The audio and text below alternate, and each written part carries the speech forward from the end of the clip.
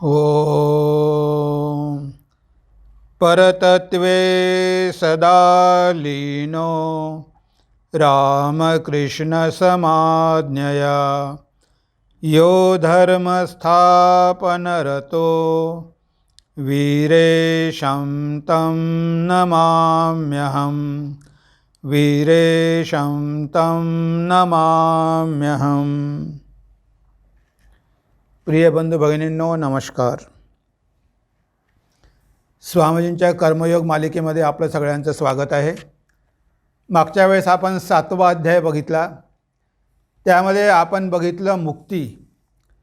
मुक्ती म्हणजे काय, बंधनाचं कारण काय, त्या बंधनामधून मुक्त कसं व्हायचं, कार्यकारण भाव म्हणजे काय, हे सगळं आपण मागच्या व्याख्यानामध्ये विस्तारानं बघितलेलं आहे 7व्या अध्यायामध्ये।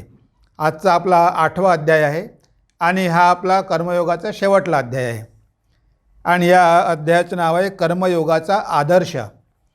कर्मयोगाचा आदर्श ह्या व्याख्यानामध्ये स्वामीजींनी जवळजवळ सगळ्या व्याख्यानांचा सार सांगितलेला आहे आणि त्यावरच आज आपण चिंतन करणार आहोत। इथे मुक्ती प्राप्त करण्यासाठी प्रमुख योग कोणते, आता हे आपण सुरुवातीला बघितलेलं आहे आणि स्वामीजींनी पण सांगितलेलं आहे की मुक्ती प्राप्त करून घेण्यासाठी गीतेमध्ये तर 18 योग सांगितलेले आहे। अर्जुन विषाद योग आहे, सांख्य योग आहे, असे बरेचसे योग आहे, विभूती योग आहे।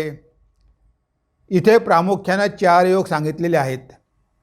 स्वामीजी काय म्हणतात बघूया। आपण भिन्न भिन्न मार्गांनी त्या एकाच अंतिम ध्येयापर्यंत जाऊन पोहोचू शकतो। हे मार्ग स्थूलदृष्ट्या 4 आहेत असे मानता येईल। पहिला कर्ममार्ग, दुसरा भक्तिमार्ग, तिसरा योगमार्ग आणि चौथा ज्ञानमार्ग। प्रत्येकाचाच इतरात अंतर्भाव होत असतो। अंती हे 4ही मार्ग आपल्याला एकाच लक्ष्यापर्यंत पोहोचवून देत असतात आणि मुक्तीच ते लक्ष्य होय। तेव्हा इथे स्वामीजी म्हणतात की प्रामुख्याने 4 मार्ग आहेत आणि आपल्याला आश्चर्य वाटेल की प्रथम स्वामीजींनी ह्या 4ही योगाचं सुंदर संमिश्रण केलेलं आहे। म्हणजे आपल्याला असं 4 योगाचं संतुलन आपल्याला खूप कमी दिसतं। म्हणजे अनेक संप्रदाय आहे, फक्त एका योगाला घेऊनच त्यांनी संप्रदाय स्थापन केलेला आहे। जसं चैतन्य महाप्रभू त्यांनी भक्तिमार्ग घेतला, शंकराचार्यांनी ज्ञानमार्ग घेतला, पण स्वामीजींनी 4ही योगांचा सुंदर समन्वय केलेला आहे। कारण मनुष्यामध्ये 4 फॅकल्टी आहेत। आपल्याकडे शरीर आहे, कर्म करावंच लागणार आहे। आपल्याकडे मन आहे, ते मन चंचल आहे, त्याला एकाग्र करावंच लागणार आहे। शरीराद्वारे कर्म करायचे आहे, कर्मयोग करा। मनाला एकाग्र करायचं आहे, मनाला कंट्रोलमध्ये ठेवायचं आहे, त्याचा राजयोग, त्याचा अभ्यास करा। तुम्हाला बुद्धी आहे, विचार करायचा आहे आणि विचाराचा मार्ग आहे ज्ञानमार्ग। तुम्ही वेदांत वाचा, उपनिषद वाचा, त्यावर विचार करा, चिंतन करा, विवेक करा आणि त्यामधून तुम्ही पुढे जा। आणि हृदयामध्ये प्रेम आहे, प्रत्येकाला हृदय आहे। प्रेम कसं करावं हे आपल्याला माहिती आहे। तेव्हा ह्या प्रेमाची दिशा भगवंताकडे वळून द्या, म्हणजे तो होतो भक्तियोग। तेव्हा ह्या 4ही फॅकल्टी आपल्यामध्ये आहेच, म्हणजे मानव जातीमध्ये आहे। तेव्हा या 4ही फॅकल्टीचा सायमल्टेनियसली आपल्याला वापर करायचा आहे। कारण हे काही वॉटरटाईट कंपार्टमेंट नाही आहे, हे वेगवेगळे नाही आहे, सगळे एकामेकामध्ये कुठेतरी मिसळलेलेच आहे। त्यामुळे आपल्याला ह्या 4ही योगाचा समन्वय करून आपल्या जीवनाचं अंतिम ध्येय, ती मुक्ती, ती प्राप्त करून घ्यायची आहे।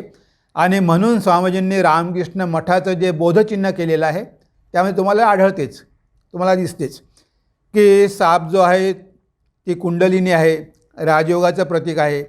मध्ये कमळ आहे, भक्तियोगाचं प्रतीक आहे। ते पाणी आहे, समुद्राच्या लाटा आहे, कर्मयोगाचं प्रतीक आहे। आणि उगवता सूर्य जो आहे ते ज्ञानमार्गाचं प्रतीक आहे। आणि मध्ये हंस आहे, तो आपला आत्मा आहे, आपलं खरं स्वरूप आहे। ह्या 4ही योगाचा समन्वय करून आपल्याला आपलं आत्मस्वरूप जाणून घ्यायचं आहे। आणि अशा प्रकारचा सुंदर समन्वय स्वामीजींनी प्रथमच केलेला आहे। त्यामुळे रामकृष्ण संघामध्ये तुम्हाला वेगवेगळ्या स्वभावाचे साधू दिसतील. कोणी खूप कर्म करतात, तर कोणी खूप भक्ती करतात, कोणी खूप ध्यान करतात, तर कुणाला वाचनाची खूप सवय असते. म्हणजे सगळेच भाव, कुणाला कोणताही भाव जरी आवडत असेल तरी त्याला इथे स्थान आहे. तो आपला भाव घेऊनच पुढे जाऊ शकतो. हे वैशिष्ट्य आहे, रामकृष्ण संघाचं वैशिष्ट्य आहे की स्वामीजींनी ह्या चारही योगांचा सुंदर समन्वय केलेला आहे. म्हणजे तुम्हाला कोणत्याही योगामध्ये आवड असेल तरी तुम्हाला इथे मार्ग मिळतो, मार्ग सापडतो. तुम्हाला निराश होण्याची गरज नाही. त्यामुळे इथे आपण बघतो की सगळ्या धर्माचे, सगळ्या संप्रदायाचे, सगळ्याच जातीचे फक्त मनुष्य जन्म हाच महत्त्वाचा आहे. प्रत्येक मनुष्यालाच ह्या चारही फॅकल्टी आहे. त्यामुळे प्रत्येक मनुष्यच आध्यात्मिक साधना करण्यास योग्य आहे, अधिकारी आहे. मनुष्य जन्म महत्त्वाचा आहे. मग मनुष्य असो स्त्री असो, पुरुष किंवा स्त्री दोघांनाही हा मार्ग सोयीस्कर आहे. म्हणून स्वामीजींनी म्हटलं आहे की 4 योग आहे. पण ते 4 योग म्हणजे काय असे एकदम सेपरेट नाही, वॉटरटाईट कंपार्टमेंट नाही, ते एकमेकामध्ये मिसळलेलेच आहे. आणि शेवटी 4ही योगाचं अंतिम ध्येय आहे तुम्हाला मुक्ती प्राप्त करून देणं. हे आपण पूर्वी पण बघितलेलं आहे आणि या व्याख्यानामध्ये पण स्वामीजींनी आपल्याला हे सांगितलेलं आहे. सर्वच मुक्तीसाठी प्रयत्न करतात याचा अर्थ काय? म्हणजे स्वामीजींनी म्हटलेलं आहे, हे स्वामीजींचं वाक्य आहे की या जगामध्ये सर्वच मुक्तीसाठी प्रयत्न करत आहे, जाणता किंवा अजाणता. आता इथे आपण जर विचार केला तर खरोखरच सगळे मुक्तीसाठी प्रयत्न करत आहे का? आपण जर विचार केला तर किती लोक आध्यात्मिक असेल, किती लोकांना मुक्ती पाहिजे, आध्यात्मिक मुक्ती, पूर्ण स्वातंत्र्य किती लोकांना पाहिजे.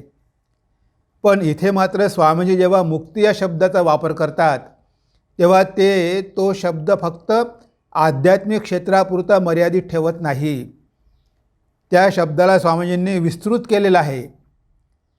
ह्या सगळ्या जगामधल्या प्रत्येक व्यक्तीसाठी तो शब्द वापरलेला आहे. फक्त जे आध्यात्मिक साधना करतात त्यांच्यासाठी नव्हे, तर सगळ्यांसाठी हा शब्द स्वामीजींनी वापरलेला आहे. कसा वापरला हे आपण बघूया. स्वामीजी म्हणतात, आपण ह्या जगात जे काही भले बुरे पाहतो त्या साऱ्यांच्या मुळाशी जर कोणती एकच प्रेरणा असेल तर ती म्हणजे मुक्ती लाभाची. साधू आपल्या बंधनमय दशेच्या जाणीवेने व्याकुळ होत असतो. त्या अवस्थेतून सुटका होण्यासाठी तो परमेश्वराची आराधना करतो. चोर विशिष्ट वस्तू आपल्याजवळ नाहीत, त्या अवस्थेतून सुटका करून घेण्याची तो खटपट करीत असतो. मुक्तिलाभाच्या प्रयत्नात साधूला अनंत अपार अनिर्वचनीय आनंदाची प्राप्ती होते, तर चोराला हवी असलेली मुक्ती त्याला अधिकच बंधनात अडकविण्यास कारणीभूत होत असते. म्हणजे इथे स्वामीजीने काय म्हटलं आहे, मुक्तीचा अर्थ काय केलेला आहे की मुक्ती म्हणजे प्रत्येकाला मुक्ती पाहिजे. म्हणजे प्रत्येकालाच काही ना काही अभाव आहे. त्या अभावापासून किंवा त्या अभावाची पूर्णता म्हणजे मुक्ती, असा स्वामीजींनी इथे अर्थ काढलेला आहे. आता इथे साधू आहे किंवा आध्यात्मिक साधक आहे, त्यांना ह्या जीवनामधले जे सगळ्यात महत्त्वाचे प्रश्न आहे ते म्हणजे जन्म मृत्यू. ह्या जगामध्ये पुन्हा पुन्हा यावं लागतं, पुन्हा सुखदुःख भोगावी लागतात. म्हणजे जीवन मृत्यूचा प्रश्न आहे, ही समस्या आहे. तर आध्यात्मिक लोकांना ह्या जन्ममृत्यूच्या पलीकडे जायचं असते. त्यांना माहिती असते की हे जग म्हणजे बंधन आणि या जगामध्ये आल्यानंतर आपल्याला सुखदुःख भोगावे लागेल, जन्ममृत्यू येईल, म्हातारपण येईल, व्याधी येईल, सगळं काही येणार आहे. ह्या सगळ्यापासून त्यांना मुक्ती पाहिजे. म्हणजे एकंदरीत सांगायचं म्हणजे त्यांना ह्या शरीरापासूनच मुक्ती पाहिजे. सगळ्या बंधनाचं कारण हे शरीरच आहे. एकदा शरीर धारण केलं की आपल्या नशिबात ते लागलं, सुखदुःख लागलेच. आपण ते अवॉइड करू शकत नाही, कोणीच टाळू शकत नाही. तेव्हा ह्या शरीर धारण करण्याची जी प्रक्रिया आहे त्यापासूनच त्यांना मुक्त व्हायचं असते की पुन्हा पुन्हा या जगात यायचंच नाही. ती आहे आध्यात्मिक मुक्ती. कारण त्यांना त्या गोष्टीचा अभाव महत्त्वाचा वाटतो की आपल्याला अमरत्व प्राप्त झालं पाहिजे. ते अमरत्व आपल्याला आज नाही. आपल्याला पूर्ण स्वातंत्र्य नाही, पूर्ण ज्ञान नाही, पूर्ण आनंद नाही, मर्यादित आहे सगळं काही. तेव्हा तो अभाव दूर करण्यासाठी ते भगवंताची आराधना करतात आणि ती आध्यात्मिक मुक्ती प्राप्त करून घेतात. पण बाकी जे अशुभ कर्म करतात त्यांना पण मुक्तीच पाहिजे. पण कशापासून? त्यांच्या भौतिक अभावांपासून त्यांना मुक्ती पाहिजे. म्हणून स्वामीजींनी हा शब्द वापरलेला आहे की या जगामधला प्रत्येकच व्यक्ती जी काही धडपड करत असतो ती मुक्तीसाठीच करत असतो. आता चोराला कशाचा अभाव आहे? पैशाचा अभाव आहे. त्याला वाटतं की आपल्याकडे पैसे नाही. आता तो अभाव दूर करण्यासाठी तो चोरी करतो. पण त्याला कळत नाही चोरी केल्यामुळे त्याचा पैशाचा अभाव कदाचित दूर होईल, पण तो अजून बंधनात पडेल. आध्यात्मिक दृष्टीनं त्याच्या दृष्टीनं ते काहीच उपयोगाचं नाही. ह्या जगामधले अभाव तो दूर करू शकेल अधर्माचं आचरण करून, वाईट मार्गाचं आचरण करून, वाईट कर्म करून. पण शेवटी त्याची बंधनच दृढ होतील. म्हणजे जी खरी मुक्ती आहे, जी आध्यात्मिक मुक्ती आहे, जे आत्म्याचं बंधन आहे, ते तो दूर करू शकणार नाही. म्हणून समाज म्हणतात की साधूंनी जर मुक्ती प्राप्त केली, कारण त्याचं ध्येय उच्च आहे, त्याला आध्यात्मिक मुक्ती पाहिजे, त्याला अनंत ज्ञान, अनंत आनंद, अनंत सामर्थ्य, अनंत शांती आणि अमरत्व ह्या सगळ्या गोष्टी त्याला प्राप्त होईल. पण मात्र ह्या चोराला बंधनच भोगावी लागतील, दुःखच भोगावे लागतील. कारण त्याचा अभाव दूर झाला. पण अभाव दूर झाला कसला अभाव? भौतिक गोष्टींचा. त्याच्या गरजा काही दिवसासाठी मिटल्या. तुम्ही एखाद्याला जेवण दिलं आजच्यापुरता, तो ठीक आहे, त्याचं पोट भरलं. पण हे अभाव पुन्हा पुन्हा निर्माण होतात. तुम्ही या अभावाची कितीही पूर्तता करा, तो कधीच कायमचा नष्ट होत नाही. अभाव राहूनच जातो. तेव्हा इथे या जगामध्ये अभाव राहणारच. तुम्हाला सगळं काही तुमच्या मनाप्रमाणे मिळणार नाही. पण सगळे अभाव दूर कशामुळे होऊ शकतात? आध्यात्मिक मुक्ती जर प्राप्त केली तर अभावच राहत नाही. म्हणजे सगळ्या समस्या मुळापासूनच जातात. तिथे तुम्हाला कशाचाच अभाव राहत नाही, कसलीच कामना राहत नाही. कारण तेव्हा हे सगळं तुमचंच असतं. तुम्हाला हे जाणवतं की हे सगळं आपलंच आहे. आता आपल्याला कशाला पाहिजे, काय पाहिजे? हे सगळं साम्राज्य जर आपलंच असेल तर आपण कसली इच्छा करणार? जेव्हा अभाव असतो तेव्हा मनुष्य इच्छा करतो. पण ज्याला आता अभावच नाही, आता तो इच्छा करणार कशाची? जर सगळं काही माझ्याच मालकीचं आहे, विश्व ब्रह्मांड, अभाव कशाचा आहे? तो राजकुमार आहे, तो राजा आहे, त्याला कसला अभाव आहे? त्यामुळे त्याला कसलीच गरज भासत नाही. हा फरक आहे. म्हणजे मुक्ती प्रत्येकालाच पाहिजे असते. त्या मुक्तीच्या प्रेरणेनंच साधू पण कर्म करत असतो आणि चोर पण कर्म करत असतो. पण याची मुक्ती वेगळी असते. याला भौतिक गरजांपासून मुक्ती पाहिजे, तर त्याला या जीवनापासूनच मुक्ती पाहिजे. हा फरक असतो. पण प्रत्येकजण मात्र प्रयत्न करत असतो मुक्तीसाठीच. अशी एक वेळ येईल की याला कळेल की आपला पैशाचा अभाव दूर झाला, पण हा अभाव तात्पुरता दूर झाला. पुन्हा आपले पैसे संपणार. मग काय आपण आयुष्यभर चोरीच करत राहायचं? मग याच्या मनामध्ये विचार सुरू होईल. ह्या जगाकडून धक्के खाल्ल्यानंतर मग तो आध्यात्मिक मुक्ती प्राप्त करण्याचा प्रयत्न करेल. हेच आपल्याला इथे स्वामीजी सांगतात की मुक्तीसाठी सगळेच प्रयत्न करत आहे. पण मुक्ती मात्र कसली आहे? कशाच्या मुक्तीसाठी? काही असतात भौतिक अभावापासून मुक्त होण्यासाठी, तर काही ह्या जीवनाची समस्या दूर करण्यासाठी, त्यापासूनच मुक्ती प्राप्त करण्यासाठी प्रयत्न करत असतात. आणि हेच स्वामीजीला या व्याख्यानामध्ये सांगायचं आहे. नीतीची सार्वजनिक व्याख्या कोणती? नीतीची सार्वजनिक व्याख्या कोणती?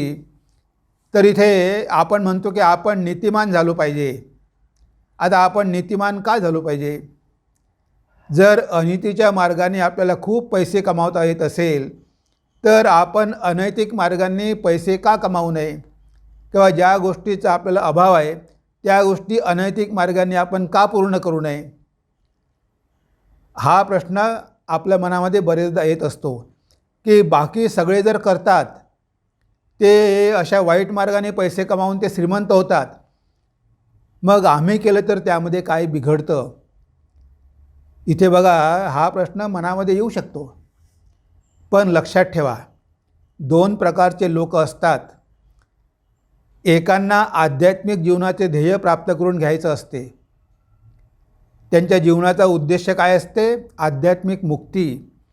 आणि दुसरे असतात, त्यांना हे भौतिक जगच पाहिजे असते. आता ज्यांना हे भौतिक जगच पाहिजे ते लोक अनैतिक व्यवहार करतील, ते धर्माचं आचरण करणार नाही, ते नैतिकतेचं पालन करणार नाही, पण जीवनामध्ये ते कधीही आध्यात्मिक होऊ शकणार नाही. म्हणजे ते आपल्या आत्म्याचं बलिदान देत आहे. म्हणजे ते आध्यात्मिक मुक्तीचा आदर्श जो आहे त्याचाच बली देत आहे. म्हणजे बघा, तुम्ही आत्म्याचा बली देता कशासाठी? या शरीरासाठी जे नश्वर आहे. म्हणजे तुम्ही आत्मघाती आहात. म्हणजे तुम्ही स्वतःच्या आत्म्याचं कल्याण करत नाही, तुम्ही तुमच्या आत्म्याला अजून बंधनामध्ये पाडता. आणि दुसरं म्हणजे आपण जर विचार केला की आपण नैतिक का झालो पाहिजे, अद्वैत वेदांत आपल्याला सांगतो की आपण नैतिक झालो पाहिजे, कारण सगळ्यामध्ये तुम्हीच आहात. बघा, हा आहे अद्वैताचा उच्च आदर्श आणि ह्या नीतिमत्तेचा पाया आहे. हा नीतिमत्तेचा पाया आहे की जर तुम्हीच सगळ्यामध्ये विराजमान आहात, तुमच्याशिवाय जगामध्ये कोणीही परक नाही, तुम्ही सगळ्याच्या हृदयामध्ये वास करता. आता जर तुम्ही सगळीकडे आहात तर तुम्ही अत्याचार कोणावर कराल? स्वतःवर. आपण जेव्हा स्वतःला वेगळं समजतो, इतरांना वेगळं समजतो, तेव्हा आपण त्यांना त्रास देतो, त्यांचा द्वेष करतो, त्यांचा मत्सर करतो, त्यांच्यावर अत्याचार करतो. पण जेव्हा तुम्हाला हे कळेल की अरे मीच तर सगळ्यामध्ये नटलेला आहे, माझ्याशिवाय तर जगामध्ये काहीच नाही. आपण बघतो, रस्त्यावर जर एखादा मनुष्य पडलेला असेल, ॲक्सिडेंट झाला असेल, अपघात झाला असेल, आपलं मन लगेच दुखतं. कारण त्याच्यामध्ये जो आहे आणि आपल्यामध्ये आहे तो एकच आहे. जे त्याचं दुःख बघून आपल्यालासुद्धा वाईट वाटतं. आपल्याला वाटतं की आपण त्याला जाऊन मदत केली पाहिजे. पण ही आपली बुद्धी आहे ना, ही बुद्धी आणि आपलं हृदय यामध्ये नेहमीच विरोध असतो. आपल्याला वाटते की त्याला वाचवलं पाहिजे. बुद्धी म्हणते कशाला त्या भानगडीत पडतो, उद्या तुला पोलीस पकडून घेऊन जातील, झंझट होईल, त्यापेक्षा राहू दे त्याला पडून. म्हणजे हृदयामध्ये ते चैतन्य आहे, ते सगळ्यांशी एक आहे, त्यामुळे इतरांविषयी सहानुभूती आपोआप निर्माण होते. पण ती बुद्धी स्वार्थी असते, ती आपल्याला मदत करू देत नाही. अशा वेळेस बुद्धीचं बिलकुल ऐकू नका. तुम्ही तुमच्या हृदयाचं ऐका, कारण तुमच्या हृदयामधले जो आवाज आहे त्या हृदयामधून तो भगवंताचा आहे. आणि तो भगवंत जो तुमच्यामध्ये आहे तो सगळ्यांमध्ये आहे. हा नीतिमत्तेचा पाया आहे. तुम्ही जेवढे स्वार्थी व्हाल तेवढे तुम्ही आध्यात्मिक ध्येयापासून दूर जाल. तेच आपल्याला स्वामीजी सांगत आहे. स्वामीजी काय म्हणतात? मानव जीवनाचे अंतिम लक्ष्य जी मुक्ती, तिचा निस्वार्थ कर्माच्या द्वारे लाभ करून घेणे हाच कर्मयोग होय. आणि म्हणूनच प्रत्येक स्वार्थपूर्ण कार्य त्या चरम अवस्थेप्रत पोहोचण्याच्या मार्गात अवरोध करीत असते.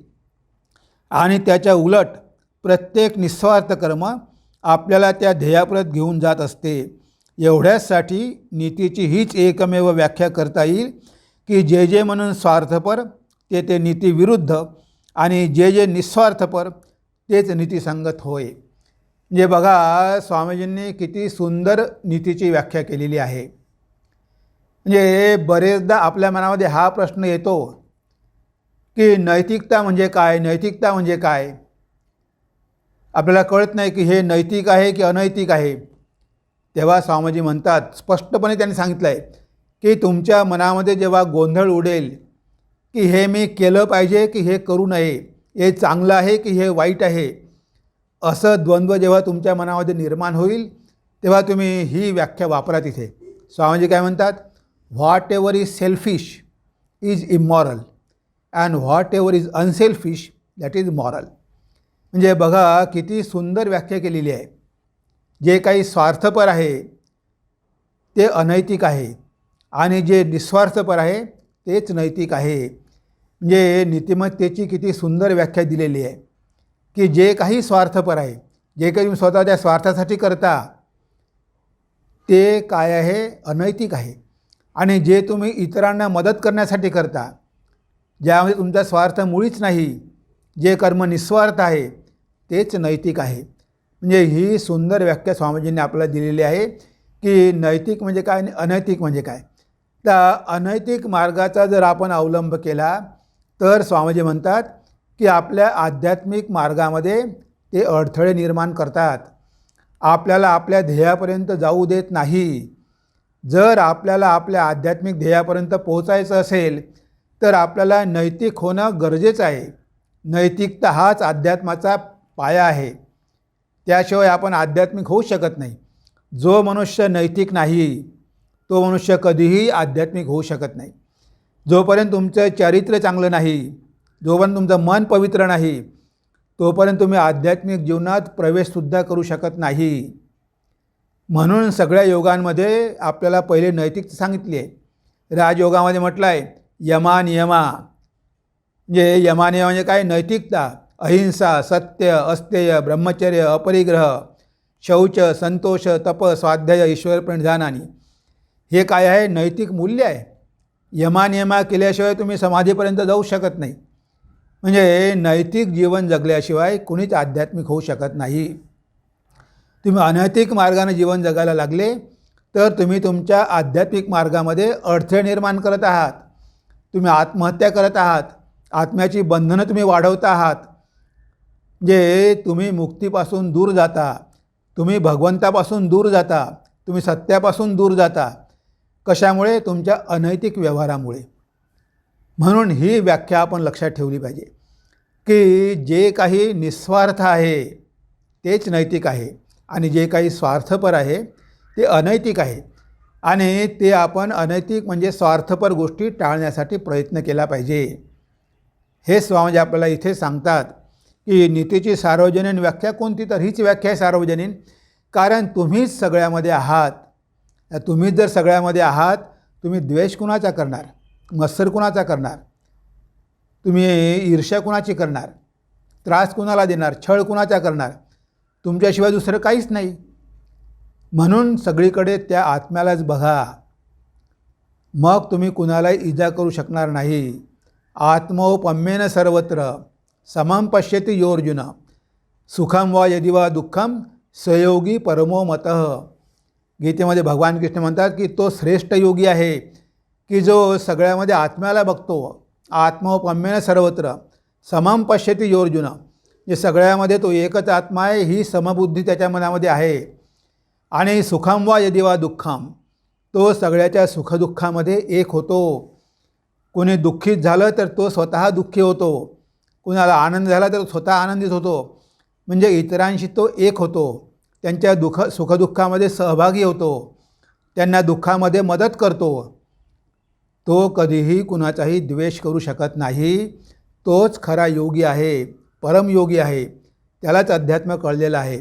म्हणजे हे आहे सत्य. आणि ह्या सत्यापर्यंत आपल्याला जर पोहोचायचं असेल तर नैतिकतेचं आचरण करणं अनिवार्य आहे.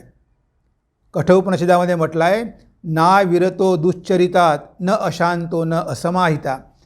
ज्याचं चारित्र्य वाईट आहे, दुश्चरितात, त्याला ह्या आत्म्याचा लाभ कधीही होऊ शकत नाही. ना विरतो दुश्चरितात न अशांतो, ज्याचं मन अशांत आहे, ज्याचं चारित्र्य वाईट आहे, अशा मनुष्याला कधीच सत्य लाभू शकत नाही. म्हणून बघा नीतिमत्ता किती आपल्या जीवनामध्ये महत्त्वाची आहे. आणि त्याचा पाया आहे अद्वैत. अद्वैतच नीतीचा पाया आहे. आपण इतरांना का त्रास देऊ नये? कारण इतरांमध्ये तुम्हीच आहात. इतर आहे कुठे? एकच आहे, अद्वैत, दोन नाही. तुम्ही सगळ्यामध्ये आहात, तुम्ही सर्वत्र आहात, हे तुम्हाला आज माहिती नाही.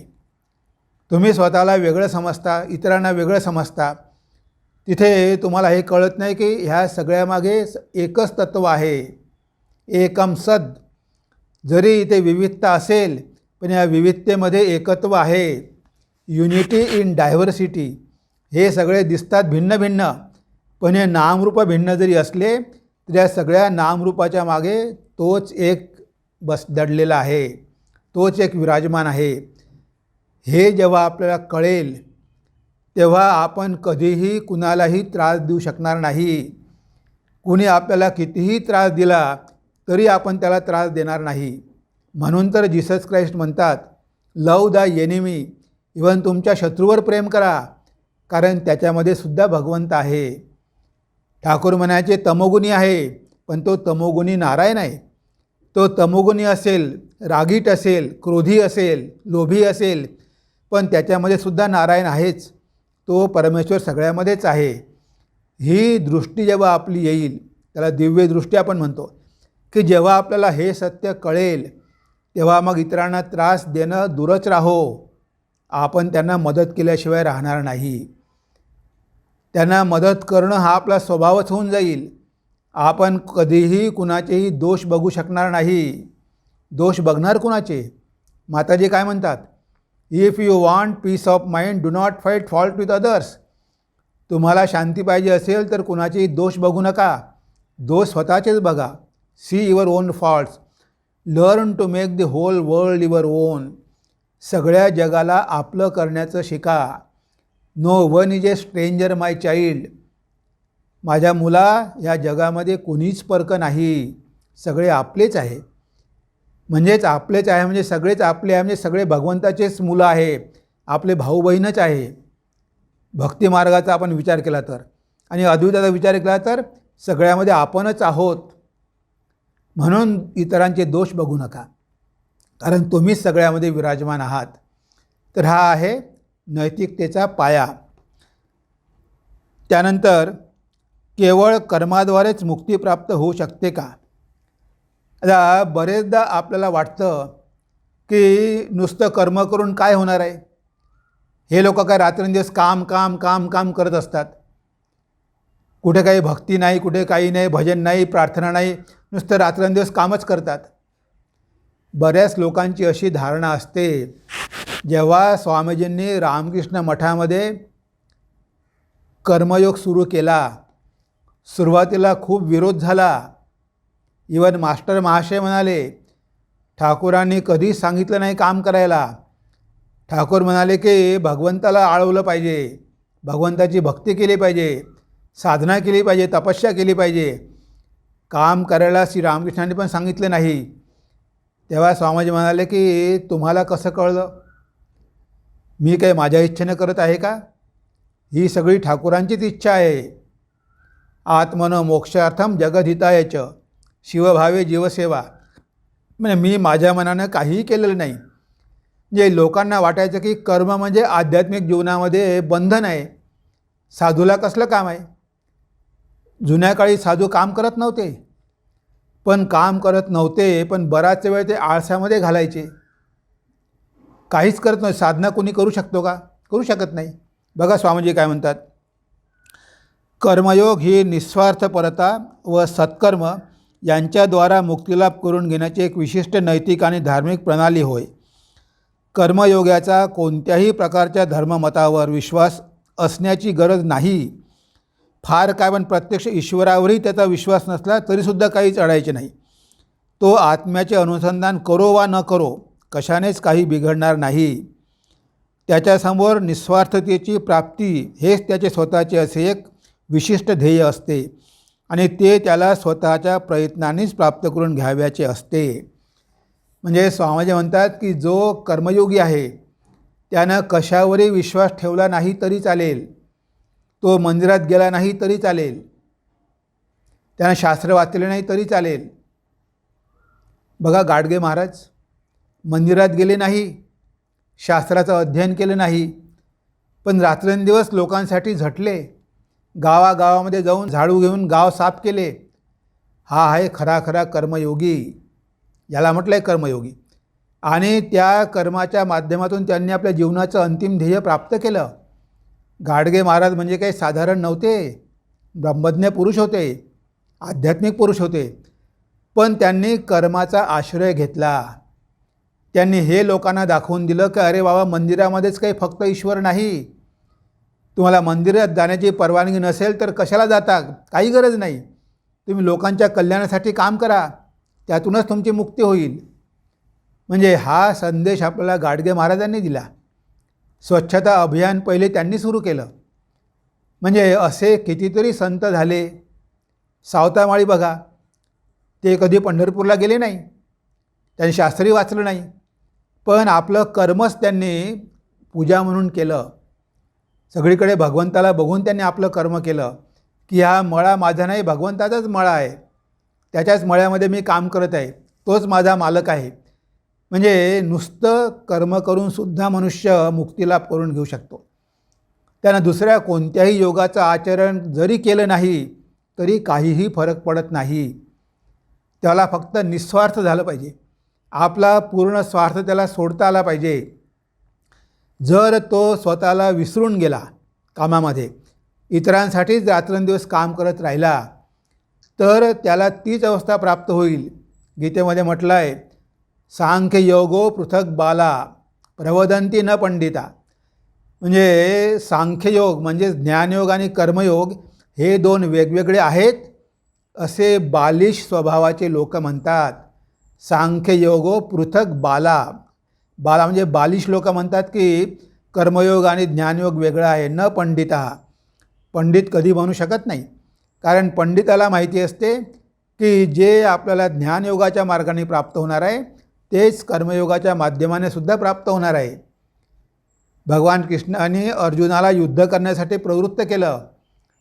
त्यांना माहिती होती की अर्जुनाचा स्वभाव कसा आहे, ॲक्टिव्ह आहे. तो कर्म करूनच आपलं ध्येय साधणार आहे. म्हणून त्यानं हे कर्म केलंच पाहिजे. कारण हे कर्म कसं आहे, धर्मयुद्ध आहे, क्षत्रिय आहे, कर्म करणं भाग आहे. तेव्हा नुसत्या आपल्या कर्माच्या माध्यमातून आपण आपल्या ध्येयापर्यंत जाऊ शकतो. दुसऱ्या कोणत्याही योगाचा बिलकुल सहारा न घेता, बिलकुल मदत न घेता, फक्त कर्मयोगाचं आचरण करूनसुद्धा आपण आपल्या ध्येयापर्यंत जाऊ शकतो. हे स्वामीजी म्हणाले होते. स्वामीजी म्हणाले की पूर्वी लोक म्हणायचे की जप केला पाहिजे, ध्यान केला पाहिजे, भक्ती केली पाहिजे, पण म्हणे यावेळेस मी सांगतो की भगवंताचं काम करूनच लोकांना मुक्ती प्राप्त करणं शक्य होईल. माझ्या मुलांना भगवंताची सेवा करूनच किंवा लोकांचं कल्याण करूनच मुक्ती प्राप्त होईल. आणि हे स्वामीजींनी सांगितलं नाही, दाखवून दिलं. त्यांचे शिष्य कल्याणानंदजी, दुसरे निश्चलानंदजी, त्यांना कणखलला पाठवलं, झोपडी बांधली, तिथे दवाखाना सुरू केला, लोकांवर उपचार केले. आणि ते करून ते कल्याणानंद स्वामीजी म्हणाले की यू विल बी ए परमहंस. हे काम करूनच तू परमहंस होशील, आशीर्वाद दिला. आणि कल्याणानंद महाराज परमहंस झाले.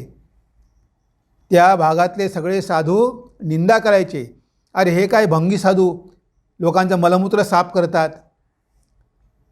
पण धनराजगिरी नावाचे जे साधू होते, कैलास आश्रमाचे जे मठाधिपती होते, महामंडलेश्वर, ते म्हणाले सगळ्यांना की अरे म्हणे तुम्ही काय, म्हणजे खरं खरं तेच म्हणे वेदांताचं आचरण करत आहे. तुम्ही जाऊन म्हणे त्यांच्याकडे जाऊन औषध घेता आणि त्यांची निंदा करता. तुम्ही नुसते पुस्तकं वाचता, पण ते तर आचरण करून दाखवतात की सगळ्यामध्ये ब्रह्म आहे, म्हणून सगळ्यांची सेवा केली पाहिजे. म्हणजे बघा, स्वामीजींनी कर्मयोगावर खूप भर दिला. ह्या युगामध्ये कर्माच्या माध्यमातूनच आपण आपलं ध्येय प्राप्त करून घेऊ शकतो, हे स्वामीजींनी आपल्याला ठामपणे सांगितलेलं आहे. कोणी स्वामीजींना म्हणालं की स्वामीजी शंकराचार्य तर म्हणाले की ज्ञान आणि कर्म एकत्र होऊ शकत नाही, ज्ञान आणि कर्माचा समुच्चय होऊ शकत नाही, कर्माद्वारे मुक्ती प्राप्त होऊ शकत नाही. तेव्हा स्वामीजी म्हणाले की कर्माद्वारे मुक्ती प्राप्त होते हे सांगण्यासाठीच तर माझा अवतार आहे. त्यासाठीच तर मी आलेलो आहे की नुसत्या कर्माद्वारे सुद्धा मुक्ती प्राप्त होऊ शकते. मी म्हणतो ते करा, तर करून तर बघा आणि मग मला सांगा तुम्ही. म्हणजे इथे कोणत्याही योगाचा आश्रय न घेता नुसतं कर्मयोगाचं आचरण केलं, पण मात्र ते कर्म योगाप्रमाणे केलं पाहिजे, त्यामध्ये कुठेही स्वार्थ नको, बहुजन सुखाय बहुजन हिताय केलं पाहिजे, तर तुम्हाला कर्ममार्गाच्या माध्यमातून मुक्ती लाभ होऊ शकतो. तुम्हाला दुसऱ्या कोणत्याही मार्गाचा आश्रय घेण्याची गरज नाही, हे स्पष्टपणे स्वामीजींनी आपल्याला इथे सांगितलेलं आहे. आपण केलेल्या सत्कर्मामुळे जगातील दुःख कमी होतात का? आपण या जगामध्ये सत्कर्म करतो, पण त्यामुळे जगातले दुःख कमी होतात का? इथे अगोदरच स्वामीजींनी सांगितलेलं आहे की तुम्ही जगाची सुखदुःख बघू नका. जगामध्ये सुख वाढेल की दुःख वाढेल हा तुमचा बिझनेस नाही, तुमच्यावर उपकार होणार आहे, तुमचं कल्याण होणार आहे. कारण हे जग जसं आहे तसंच राहणार आहे.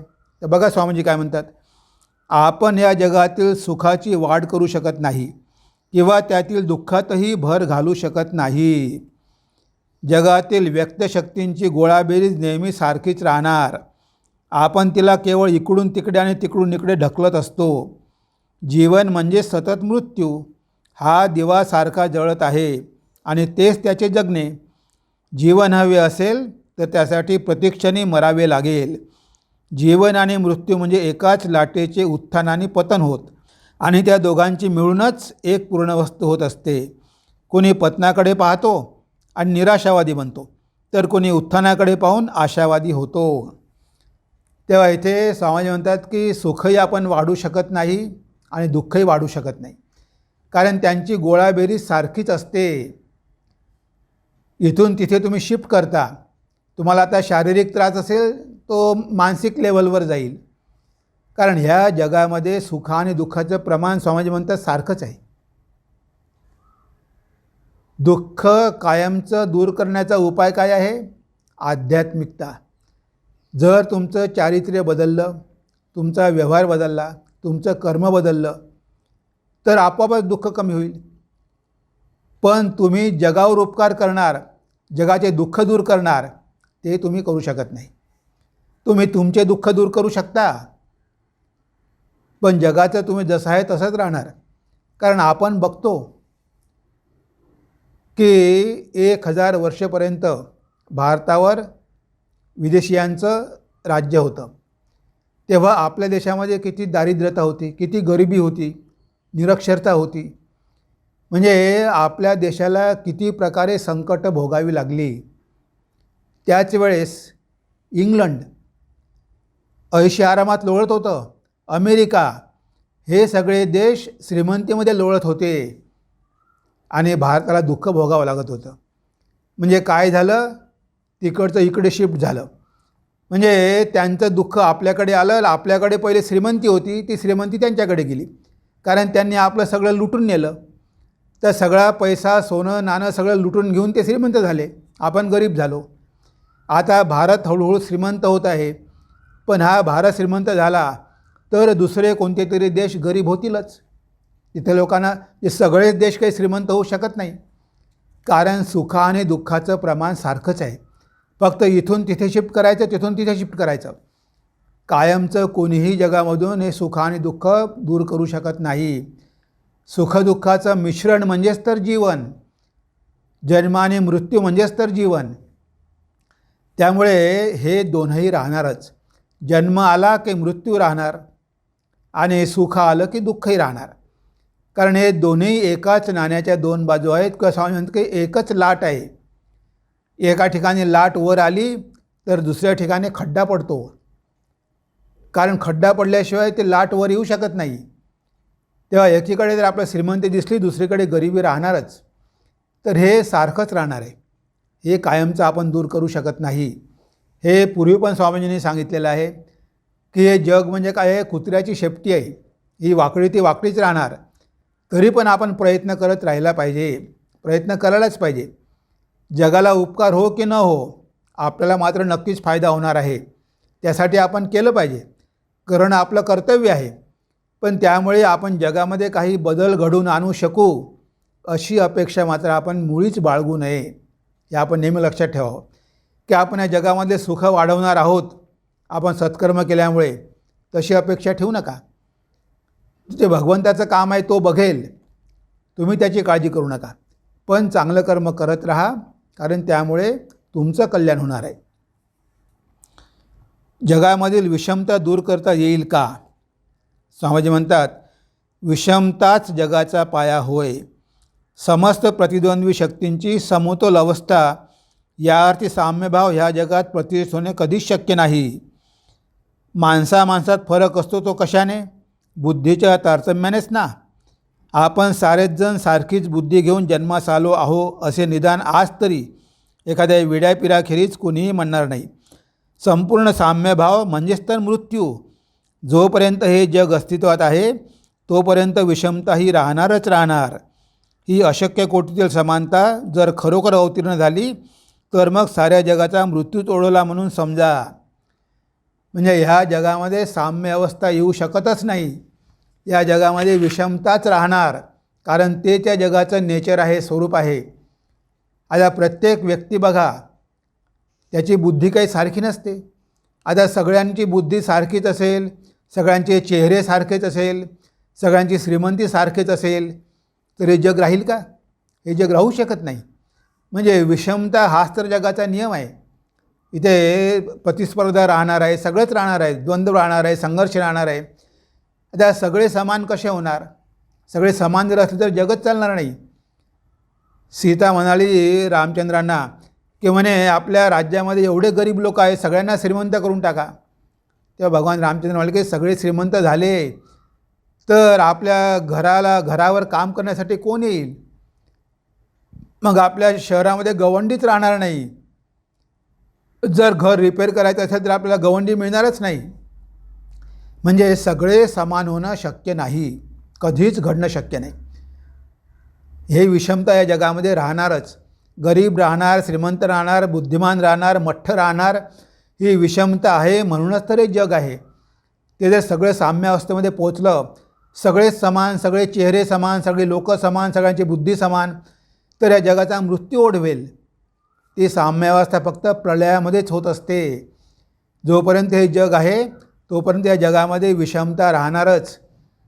कधीच आपण या जगामधले आपले सगळे दुःख काढून टाकून नुसते सुखच ठेवू हे म्हणायला सोपं आहे, पण असं कधी होणं शक्यच नाही आहे.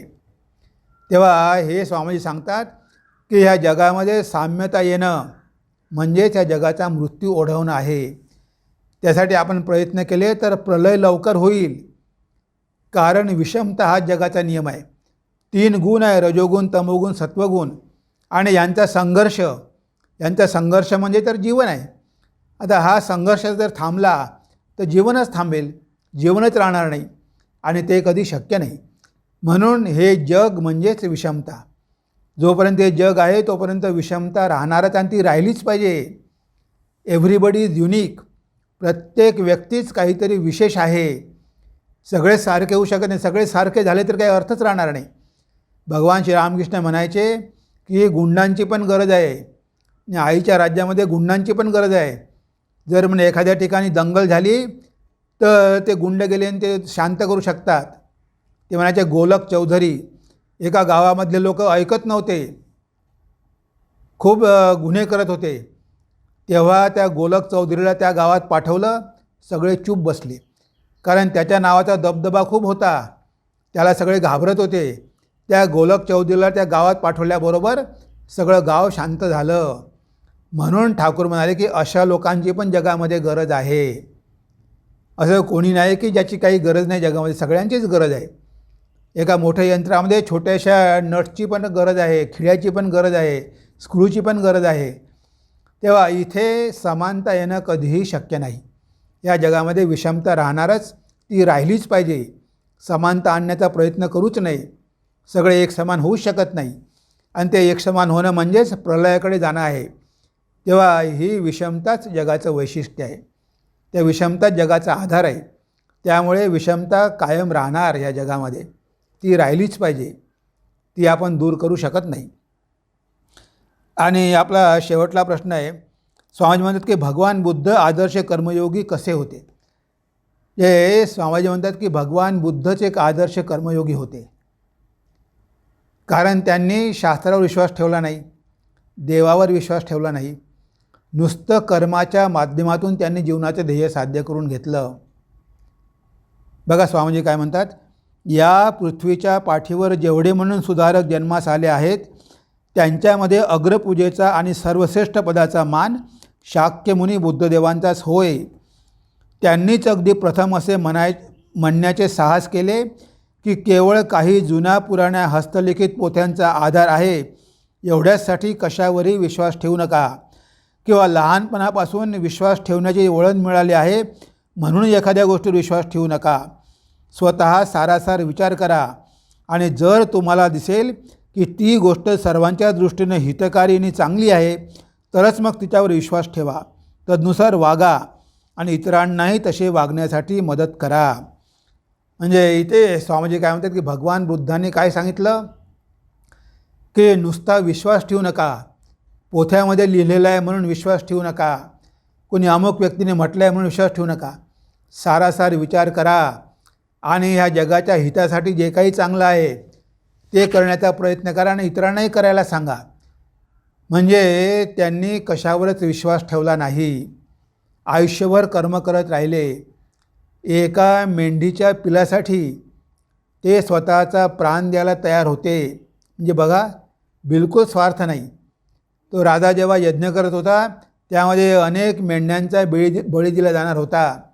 तेव्हा भगवान बुद्ध म्हणाले की राजा बिंबिसार, तुला जर एवढ्या बकऱ्यांचे किंवा मेंढ्यांचे बळी देऊन स्वर्गाला स्थान मिळत असेल तर म्हणे ह्या सगळ्यांना सोडून दे आणि माझा बळी दे, म्हणजे तुला स्वर्गात आरामात स्थान मिळेल. म्हणजे एका मेंढीच्या पिलासाठी ते एका कोकरूसाठी भगवान बुद्ध आपला प्राण द्यायला पण तयार होते. ते त्यांचं हृदय किती विशाल होतं. म्हणून आपण म्हणतो की भगवान बुद्ध करुणेचा अवतार होते. जे मानवजातीबद्दल एवढी करुणा, बहुजन हिताय बहुजन सुखाय. कितीतरी युनिव्हर्सिट्या झाल्या, अमरावती, तक्षशिला, नालंदा, अमरावती, त्यावेळेस कितीतरी विद्यापीठं भारतामध्ये निर्माण झाली, किती दवाखाने निर्माण झाले. म्हणजे हे निष्काम कर्म करण्याची शिकवण भगवान बुद्धाने दिली. म्हणून सगळ्या प्रचारकामध्ये, सुधारकांमध्ये स्वामीजी म्हणतात की अग्रगण्य तेच आहेत, भगवान बुद्धच आहेत. कारण त्यांनी नुसत्या कर्माच्या माध्यमातून आपल्या जीवनाचे ध्येय साध्य केलेलं आहे आणि इतरांसमोर पण तोच आदर्श त्यांनी ठेवलेला आहे की जगाच्या कल्याणासाठी कार्य करत राहा, बहुजन हिताय बहुजन सुखाय. हाच त्यांचा नारा होता की तुम्ही कर्म करा इतरांच्या कल्याणासाठी, स्वतःच्या स्वार्थासाठी नव्हे. आणि ते भगवान बुद्ध झाले, त्यांना निर्वाण प्राप्त झालं. म्हणजे अशा प्रकारे स्वामीजींनी आपल्याला या व्याख्यानामध्ये सांगितलेलं आहे की नुसतं कर्माच्या माध्यमातून सुद्धा आपण आपलं ध्येय प्राप्त करून घेऊ शकतो. पण ते कर्म कसं पाहिजे? निस्वार्थ पाहिजे, निस्वार्थ बुद्धीनं केलेलं पाहिजे. आणि सगळेच मुक्तीसाठी प्रयत्न करत आहेत, म्हणजे आपले अभाव दूर करण्यासाठी प्रयत्न करत आहेत. पण जे वाईट मार्गाने प्रयत्न करतात त्यांना ध्येयापर्यंत पोहोचायला खूप वेळ लागतो. पण जे ते जाणून घेतात, कर्मयोगाचं रहस्य जाणून घेतात, ते लवकर आपल्या ध्येयापर्यंत पोहोचू शकतात. आणि शेवटी नीतिमत्तेचा पाया काय आहे? सगळ्यामध्ये एकच परमेश्वर आहे. त्यामुळे तुम्ही सगळ्यामध्ये असल्यामुळे तुम्ही इतरांशी वाईट व्यवहार करूच शकत नाही. आज तुम्हाला ते ज्ञान नाही म्हणून तुम्ही तसे वागता. पण ॲक्च्युअली सगळ्यामध्ये एकच सत्य आहे, एकच तत्त्व आहे. म्हणून नीतिमत्तेचा पाया आहे what ever is selfish is immoral and what ever is unselfish that is moral. शेवटी आपण एक स्वामीजींचं कोटेशन, त्यांचा संदेश वाचूया. त्यानंतर आपण एक गाणं ऐकू ह्या थीमवर आधारित आणि मग आपण आपल्या चिंतनाला विराम देऊ. स्वामीजी काय म्हणतात बघा. Even the least work done for others awakens the power within. Even thinking the least good of others gradually instills into the heart the strength of a lion. I love you all ever so much but I wish you all to die working for others. I should rather be glad to see you do that.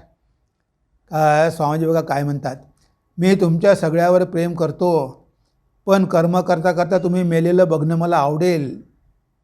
कर्म करा, कर्म करा, कर्म करा.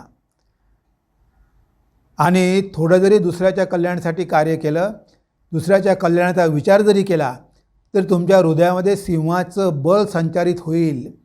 बघा केवढी स्वामीजींनी आशा दिलेली आहे. Even the least work done for others awakens the power within. Even thinking the least good of others gradually instills into the heart the strength of a lion. I love you all ever so much, but I wish you all to die working for others. I should rather be glad to see you do that. तुम्ही काम करता आता मेलेले मला बघणं आवडेल, म्हणून इतरांसाठी काम करा, काम करा, काम करा. Work work work work unto death. I am with you. म्हणजे स्वामीजींनी कर्मावर किती भर दिलेला आहे. हे आपण जे काही कार्य करत आहोत हे सगळं स्वामीजींचंच कार्य आहे. त्यांनी आपल्याला सांगितलेलं आहे की कर्मयोगाच्या माध्यमातूनच तुम्हाला तुमचं ध्येय प्राप्त होईल. आपण प्रामाणिकपणे जर हे काम केलं, निस्वार्थ होऊन जर कर्मयोग केला, तर नक्कीच आपण आपल्या जीवनाचं ध्येय प्राप्त केल्याशिवाय राहणार नाही. तेव्हा हे एक गाणं आपण ऐकूया. हाय रे इंसान छोड़ दे झूठा अभिमान, विराट की सेवा में ही कर दे क्षुद्र अहम का तू बलिदान. हे गाणं ऐकूया आणि त्यानंतर आज आपण आपल्या व्याख्यानाला इथे विराम देऊया. तेव्हा शांतपणे बसून ऐकूया.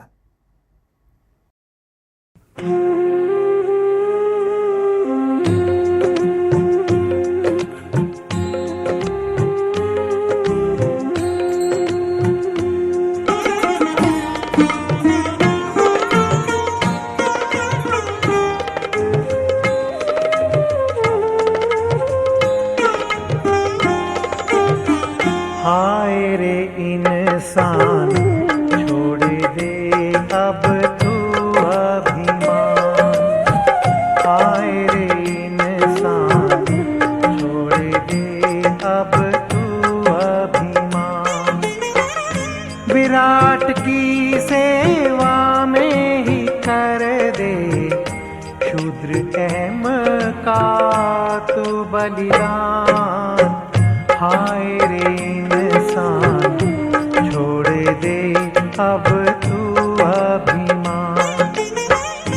विराट की सेवा में ही कर दे क्षुद्र अहम का तू बलिदान. हाय रे इंसान छोड़ दे अब तू अभिमान.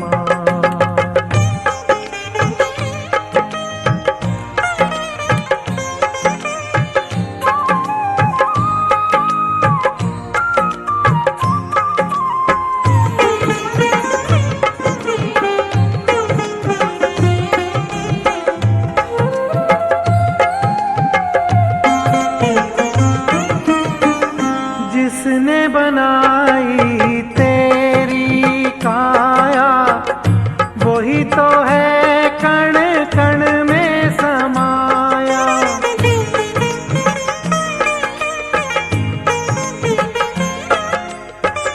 जिसने बनाई तेरी काया वही तो है कण कण में समाया. कौन है अपना कौन पराया, सब में है चेतन भगवान. कौन है अपना कौन पराया, सब में है चेतन भगवान. विराट की सेवा में ही कर दे क्षुद्र अहम का तू बलिदान. हाय रे इंसान छोड़ दे अब तू अभिमान. हाय रे इंसान छोड़ दे अब तू अभिमान.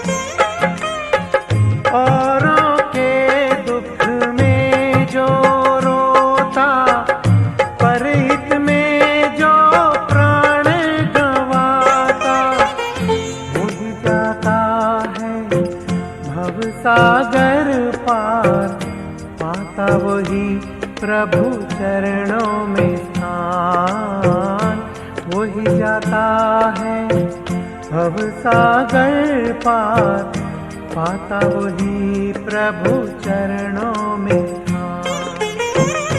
विराट की सेवा में ही कर दे क्षुद्र अहम का तो बलिदान। हाय रे इंसान, छोड़ दे अब तू अभिमान। हाय रे इंसान, छोड़ दे अब तू अभिमान। विराट की सेवा में ही कर दे क्षुद्र अहम का तू बलिदान। हाय रे इंसान, छोड़ दे अब तू अभिमान। हाय रे इंसान, छोड़ दे अब तू अभिमान।